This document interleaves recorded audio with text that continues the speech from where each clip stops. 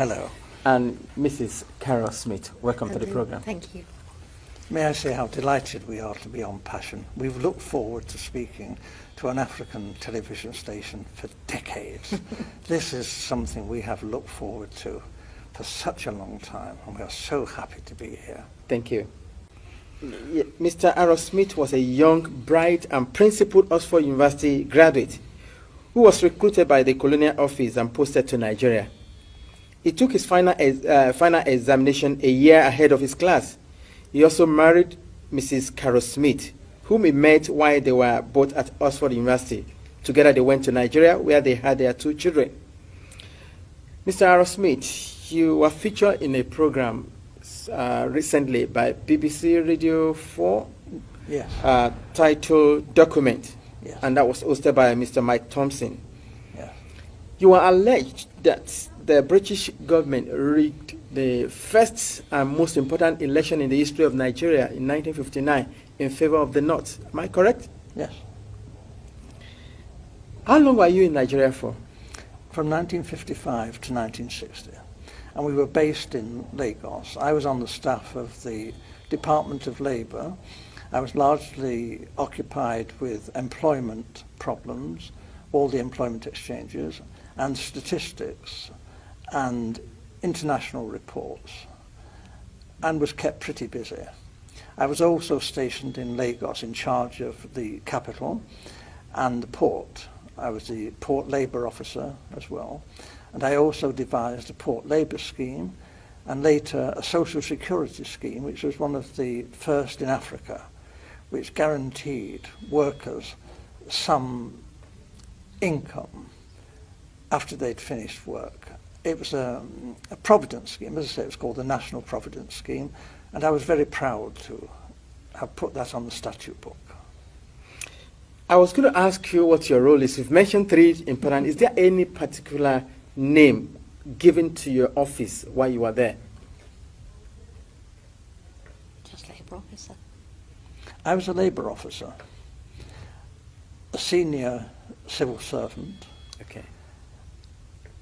I only intended to stay in Lagos initially for 2 tours of duty.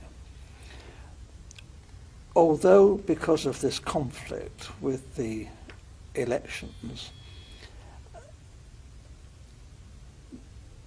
there were difficulties. Actually, government wouldn't let me leave the civil service. They were determined that I should stay in the civil service after my 2 tours. And I was offered very considerable incentives, including a knighthood, to stay and work for government. Primarily this was because I had access to state secrets. I learned, and the Governor-General himself confirmed this to me, that the elections were rigged, contrived. The intention was that the North should rule Nigeria. Even in '56, the Northern leaders were very proud and were saying, if they couldn't run Nigeria, never mind elections, they might not join Nigeria, they might leave. And we all thought, well, how would they survive? There were no industries, there's not a great deal of agriculture, some groundnuts in the north. This wasn't very practical at all. And then it was, the Governor-General seemed to be thinking that the North couldn't, even if it won an election, rule Nigeria by itself. The South wouldn't stand for that. So there had to be a partner, either the Igbos in the east or the Yoruba in the west, to team up with the North. What he didn't want was for the 2 southern parties, the Igbo and the Yoruba, to team up to form the government, because he believed the North wouldn't tolerate that and talked about leaving the federation. So as I learned, in a small way at first, but very rapidly I learned about the election fixing, and as I say, this was confirmed to me by the Governor-General.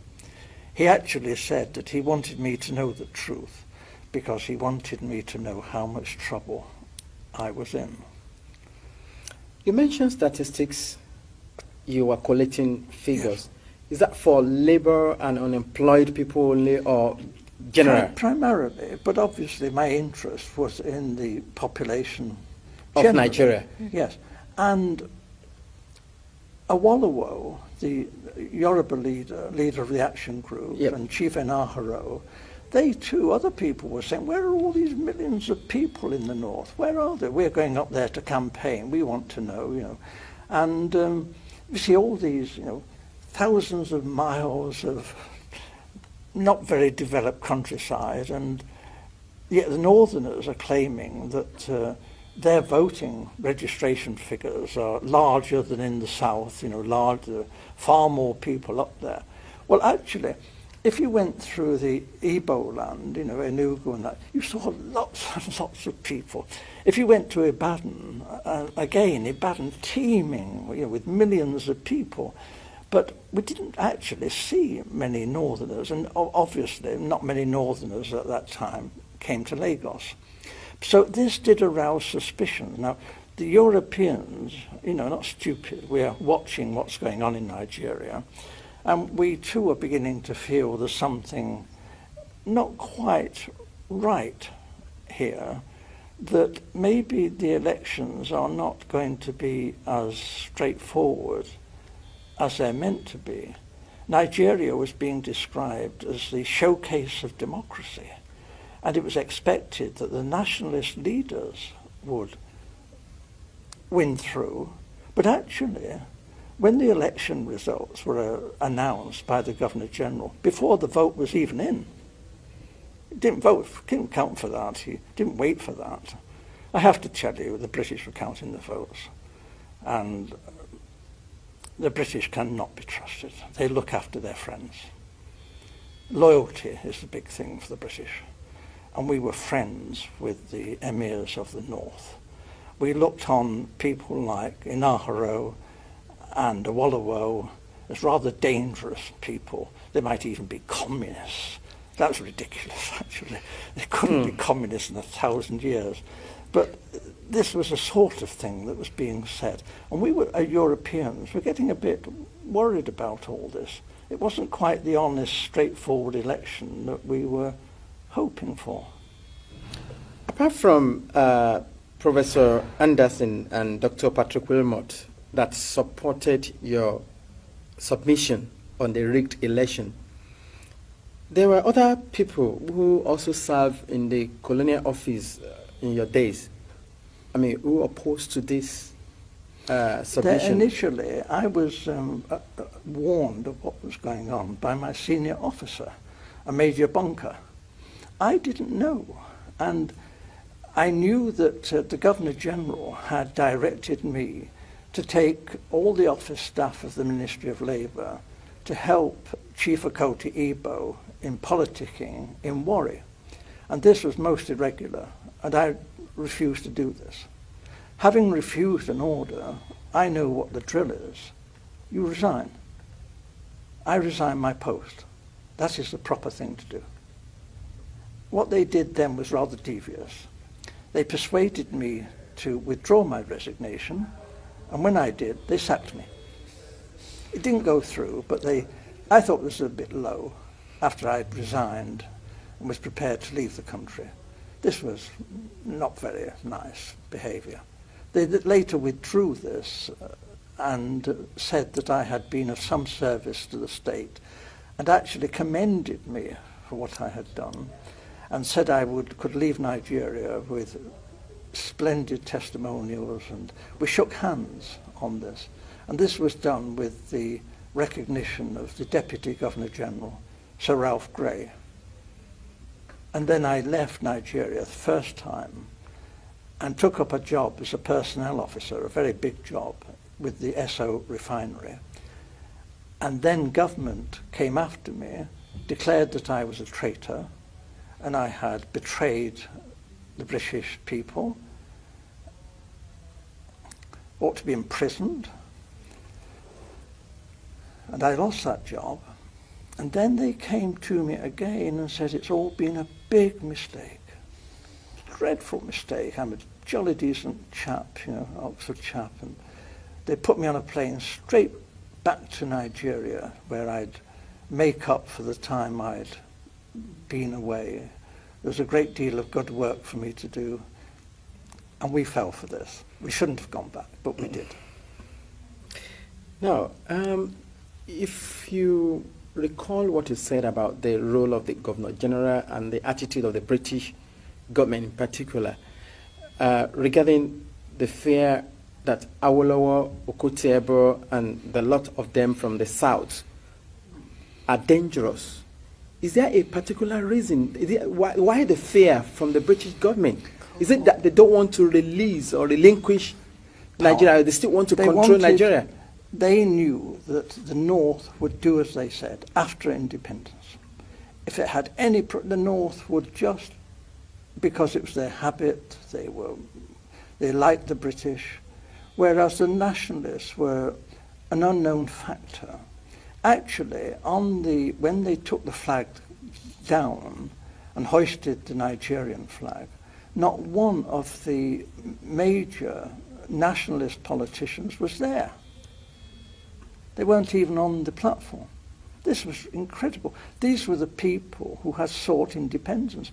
The people in the North didn't want independence. They didn't want the British to leave. So this was a farce.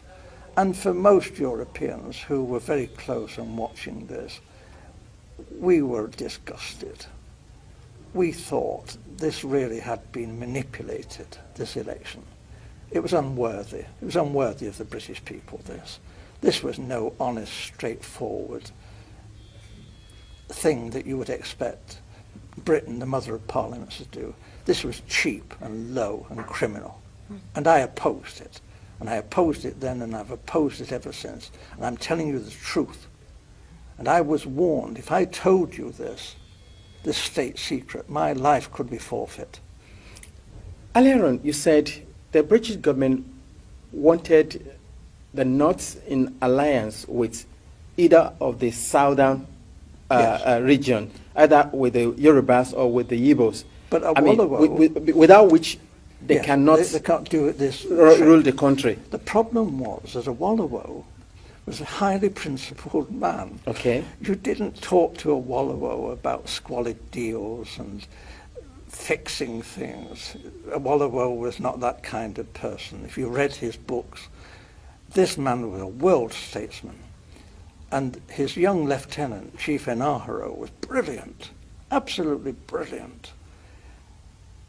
However, they did do a deal with Zik, Dr. Azikiwe, okay, from the East. Dr. Azikiwe, there was this big problem in Nigeria. It's the same big problem in America and in Britain. How do you get funds to fight elections? The candidates in Nigeria had no money, but they did have marketing boards, which were a kind of semi-nationalized industry. And they borrowed money from the marketing boards. But there was a suspicion that Dr. Azikiwe, who has formed his own bank, the African Continental Bank, was actually bankrupt. But he was borrowing very large sums of money from the marketing boards and not necessarily repaying the loans. Mm. We knew this. We had a great secret service. All the politicians' phones were tapped. All the politicians' mail was opened. Everything that any major politician did in Nigeria, we knew in hours. We watched. We knew all that was going on. Are you saying, in essence, that Dr. Azikiwe took money? He was blackmailed by the British to do our bidding. We told Dr. Azikiwe that he could go to prison if an inquiry was carried out into his bank and his financial circumstances. However, we would not want to be vindictive if Dr. Ezekwe was cooperative in helping forward the plans that we had made in the best interests of Nigeria.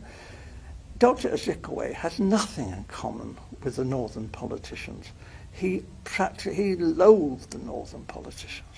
But Dr. Ezekwe went north and did as he was told. And what he was promised was this: the real power, effective power, would be in the hands of the northern emirs. However, it would look great if the president was Dr. Ezekwe and he was given a field marshal's uniform and an admiral's uniform. He asked, please, could he have a row of medals? But they said, well, no, that was a bit difficult, to get the medals. So when the ambassadors started arriving, he was known to be asking people from foreign countries, perhaps they had a medal for his uniform. We thought this was terrible, but it was said that this happened. He was very vain. And for a time, he functioned as first the Governor General, and then when Nigeria became a republic, as the president. But he had no power. And when he did try to tell the army, he said, I'm the field marshal, the army has got to do with this. They said, hey, you're just a ceremonial figure. You have no power. The Prime Minister, Balewa, gives us our orders. So there was a feeling then that there was going to be trouble. And then it was because the Awolowo and the Action Group had become the official opposition. What we British wondered, how could they win another election without the British counting the votes? There could not be another proper run election without us there. We knew what we were doing. We were just helping things along. We were doing what the British do, favouring our friends and looking after our own and repaying favours. We don't call that corruption. Right. I mean, in essence, what Dr. Ezekwe did, it was forced by the British government to do it. Yes. Collecting money from the marketing board then. Yes. So if any politician here in the United Kingdom tried to do that, Be in jail. he will be in jail. So why did the British government refuse to take action Because or comment on if we nipped it in the bud, because we knew it was happening, it was even happening let me be fair, in the West, with the Awolowo. They were taking some money. They meant to repay it perhaps, but they were taking money. And I would have said, issue a warning now and say, you've got to behave, because if this is allowed to go on, it'll be a major offence. However, before they actually ran the 1959 election, they needed money for the North and for the NCNC, Dr. Zik, to fight the election. So what they did, my senior officer, Major Bunker, went around, was ordered by the Governor General to go to all the major British firms and international firms, Ford, UAC, Leventis, all these firms, and raise money for a slush fund to enable Chief Okoti Igbo, together with the North, to fight the 1959 elections. The North got most of their money from the native authorities. This was looked on by the British as being okay. This wasn't corrupt because we were friends of the North. And if they tried this in the West or in the East, we might have said this was corruption. But because it happened in the North, the native authorities, public money, was poured into the government party, the NPU. So this obviously was a terrible fiddle. We were discriminating against the southern politicians in favour of these northern emirs. What we saw was that the this would not be the first act of treachery.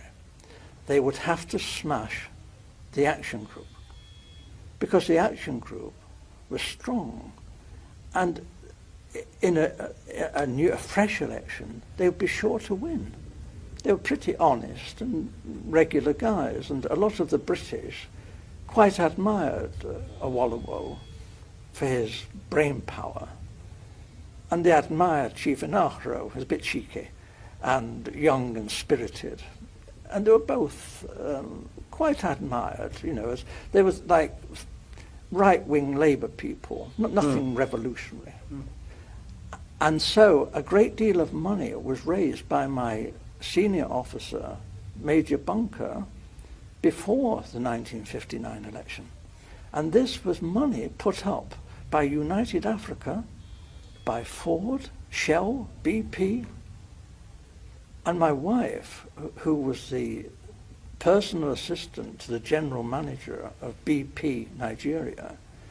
She's not going to tell you anything because she was a confidential secretary. I can only tell you that we were very well informed on some of the hanky-panky that was going on in Lagos.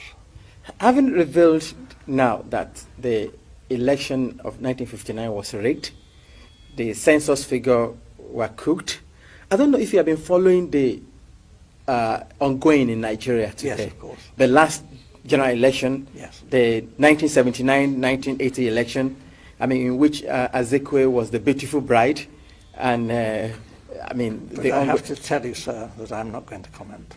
Okay. I cannot interfere in Nigeria's domestic politics. I'm a historic figure. I do keep up, naturally, because I love Nigeria, and I've kept up with its history of its assassinations and military coups and dictatorships for 50 years. And this has been one of the biggest tragedies in world history, because this potentially was one of the greatest nations on earth. Nigeria was packed with educated, decent people who wanted to serve their country.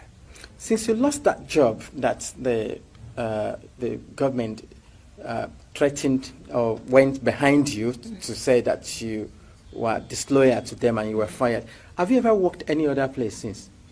Have I? Have you worked in any other company Yes. since? I didn't go to Oxford in the usual way. I came from a very poor family and left school when I was 13 years old. And I served a factory apprenticeship as an engineer, which is very unusual for an Oxford undergraduate. At Oxford also, I trained as a social worker. I'm a fully qualified social worker. So although, and as a personnel officer too, although the government stopped me working when I returned to this country and I was quite ill, I did a lot of voluntary work from this time on, both in the medical field, in the field of young girls. We also had campaigns on comprehensive schools. So I've kept very busy over the decades, although I have been kept out of employment quite deliberately. And when I did take up work, the government came after me and behaved abominably. And they did the most appalling things. They framed me with money missing. When I worked as a humble postman, after I'd worked as a personnel officer, I delivered the post to the workers who I'd employed. And they forced me out of that. They framed me. And later, when I was working in a labour exchange, they used the foulest methods to get me out of work. They told me they would.